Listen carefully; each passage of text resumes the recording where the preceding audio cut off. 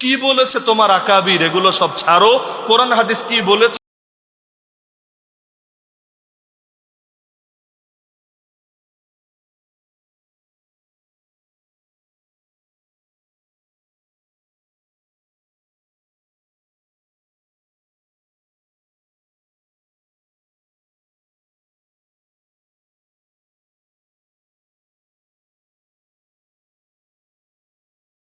আরেক ফাইজলামি রে ভাই।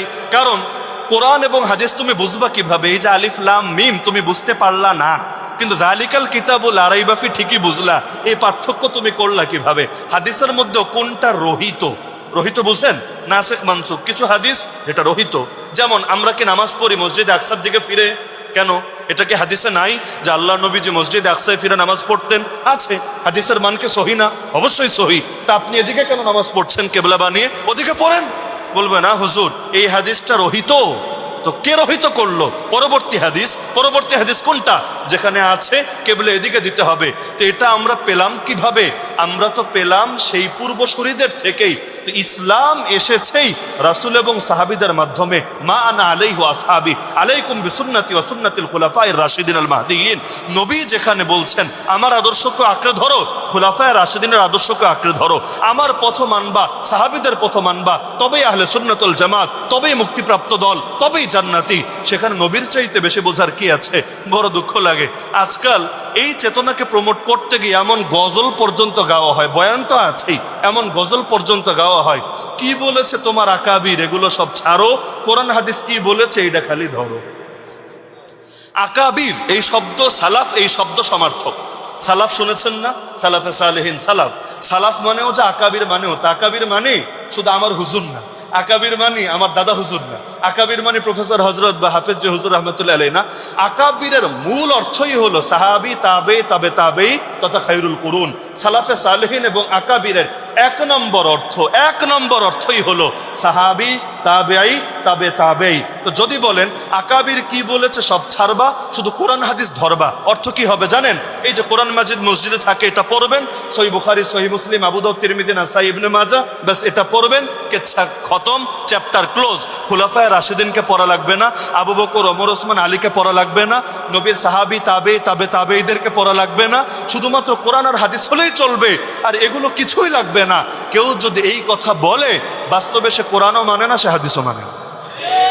কারণ না হলে আল্লাহ ইহদিনাস সিরাতাল মুস্তাকিম বলে সিরাতে মুস্তাকিম কেন চিনালেন? এই সাহাবি তাবেঈদেরকে দিয়ে। এই যে সিরাতাল্লাযীনা আনআমতা আলাইহিমের ব্যাখ্যা কি, যে কোনো হুজুরকে গিয়ে জিজ্ঞাসা করেন না।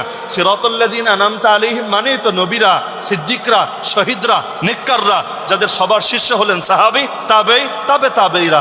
তাদের পথকে আল্লাহ কেন বললেন সিরাতে মুস্তাকিম? আল্লাহ বলতে পারতেন না ইহদিনাস সিরাতাল মুস্তাকিম, সিরাতাল কুরআনি ওয়াস সুন্নাহ? বলতে পারতেন না যে আল্লাহ সিরাতে মুস্তাকিমের পথে চালাও? সিরাতে মুস্তাকিম কোনটা?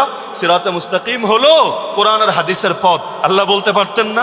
আল্লাহ বলেন নাই। আল্লাহ বলেছে নেয়ামত প্রাপ্ত বান্দাদের পথ। বলে সোহবতের দরকার, বুজুর্গদের অনুসরণ করা দরকার, পূর্বসূরীদের অনুসরণ করা দরকার, আছে নাকি নাই? হ্যাঁ, যেখানে গিয়ে সাহাবি, তাবে, তাবে তাবের আদর্শ হবে একটা, আর আমার পীর, আমার হুজুরের আদর্শ হবে আরেকটা, সেখানে অটোমেটিক কোনটা বাদ যাবে এটা কমন সেন্স থাকলে বুঝে আসে। কারণ বড় হুজুর একদিকে, ছোট হুজুর আর একদিকে। তো কোনটা উপরে রাখবেন এটা আমার বলা লাগবে না, আপনিও ভালো করে বুঝবেন। আমি এক বয়ান দিলাম, আর আমার উস্তাদরা এসে আমার গালে চর একটা দিয়া বললো, এই পোলা কি বলস তুই? তারা আরেকটা কথা বললেন। স্বাভাবিকভাবে আপনারা কিন্তু তার দিকেই ধাবিত হবেন। তো সাহাবি, তাবে, তবে তাবেই, যাদের ফজিলত হাদিসে আছে, যাদেরকে শ্রেষ্ঠ আল্লাহ নবী নিজে বলে গিয়েছে, তাদের সঙ্গে যদি পরবর্তীকার আদর্শ সাংঘর্ষিক হয়, তাহলে অবশ্যই তাদেরটাই প্রাধান্য পাবে।